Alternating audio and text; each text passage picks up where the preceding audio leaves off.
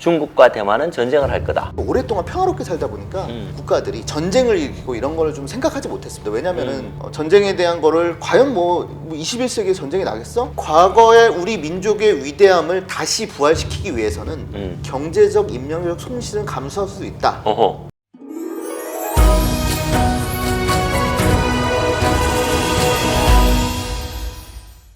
이 책의 제목이 네네. 쇼킹했습니다. 네네네. 차이나 쇼크. 네네. 왜 지금 중국이 문제인가? 네네. 무엇이 문제라고 생각하시는지요? 이제 뭐 딱 그 이제 뭐 결론부터 말씀을 드리면은 압축적으로 근데 그 한반도의 역사가 한반도의 역사는 사실 그 중화 제국과의 어떤 긴장과 어떤 공존의 어떤 균형 맞추는 그런 역사였습니다.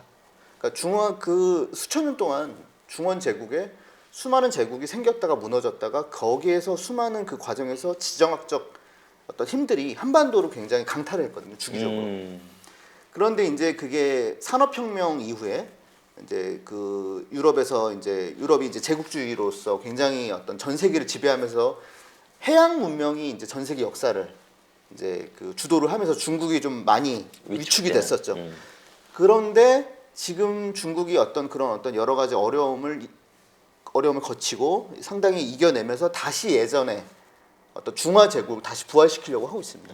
그럼 우리가 우리 한반도에 우리 선조들이 겪었던 그 시기를 이제 다시 겪어야 하는 그 도전들을 다시 도전하는 시기가 이제 왔다. 코앞에 왔다.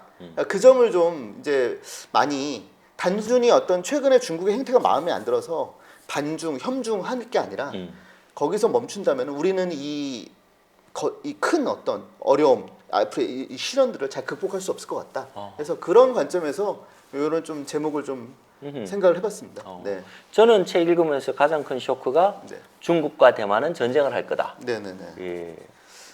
사실 이 이야기가 그 지금 언론에 네네네. 한창 나오고 있어요. 네네. 근데 이 책을 쓰신 건 벌써 정리하신 게 벌써 1년 전이란 말씀이죠. 예, 맞습니다. 예. 어떻게 그걸 예측하셨는지 아주 간단하게 네네. 말씀 주시고 책으로 한번 들어가 보죠. 네, 그때도 아마 그 대만과 중국 간의 전쟁에 대한 얘기는 분명히 있었습니다. 근데 사람들이 실감을 못했습니다. 왜냐하면 우리가 그러니까 미국이 만든 어떤 그런 그 글로벌 자유주의 시스템에 의해서 오랫동안 평화롭게 살다 보니까 이게 어떤 중심에 있는 어떤 그런 국가들이 전쟁을 일으키고 이런 걸 좀 생각하지 못했습니다. 왜냐하면은 전쟁을 일으킨다는 건 결국 경제적 손실을 감수하고 수많은 인명 피해를 감수해야 하는데 현재 많은 어떤 그런 그 부유한 국가들 그리고 강대국들은 그런 어떤 리스크를 다 계산해 갖고 전쟁을 좀 회피하고 피하는 방향으로 어떤 국제 질서가 형성되어 오다 보니까 거기에 모두가 젖어 있다 보니까 전쟁에 대한 거를 과연 뭐 21세기에 전쟁이 나겠어? 그런데 이번에 사람들이 그래도 심각하게 생각해야 되는 계기가 바로 러시아의 우크라이나 침략이지 않습니까? 그렇죠. 네. 그때 침략하기 그 전쟁이 시작되기 전에 많은 사람들이 그런 예측을 했습니다. 러시아가 우크라이나를 전쟁을 일으키면 얼마나 많은 경제적 피해와 그러니까. 인명 소실이 있을 텐데 그냥 엄포만 놓는 거 아니냐, 겁주는 거 아니냐. 근데 사실 러시아나 중국 같은 권위주의적 그리고 과거 제국이었고 그런 권위주의적 국가의 어떤 지도자들이나 그 안에 어떤 내부의 어떤 그런 어떤 사회적 전반적인 어떤 가치관들은 과거의 우리 민족의 위대함을 다시 부활시키기 위해서는 경제적, 인명적 손실은 감수할 수 있다라고 이미 돼 있거든요. 형성이 돼 있거든요. 저는 그런 배경하에서 그 러시아가 전쟁을 일으켰고 그 연장선상에서 지금 많이 사람들이 이제는 심각하게 보기 시작한 거죠. 네. 중국과 대만의 이야기 네네. 우리 후속편에서 보고요. 네네. 자, 책 내용을 한번 들어가 보겠습니다. 네네. 특수부대 전랑 네네. 2라는 이 영화가 있었습니다. 네네. 여기에서 나와가지고 전랑이라는 늑대 전사라 그러죠. 네네. 네. 전랑 외교가 시진핑 정권의 네네. 호전적이고 공격적인 외교 방식 네네. 스타일. 네. 실제로 중국의 외교가 이렇게 아주 강압적입니까? 네. 많은 그렇습니까? 문제를 일으키고 있죠. 그리고 뭐 너무 사례가 많아서 그걸 뭐 다 말씀드리면은 그거 갖고도 한 몇 시간이 걸릴 텐데. 예, 예.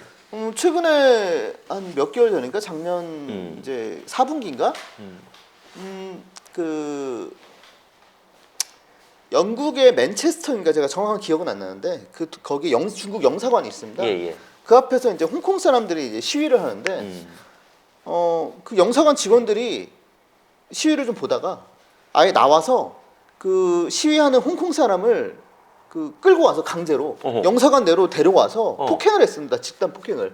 근데 그걸 주도한 사람이 영사입니다. 그 맨체스터 맨체스터 영국 영사, 중국 영사. 영국에서 그런 네네. 일이 일어났다고요? 예. 오. 근데 뭐 그 사람들이 뭐 중국 본국의 어떤 질책을 받았냐? 아닙니다. 그런 거 없고요. 뭐 이제 영국과의 갈등 때문에 이제 다시 뭐 소환하긴 했지만 아마 뭐 잘했다고 칭찬을 받았을 겁니다. 어허. 네네. 이야. 예.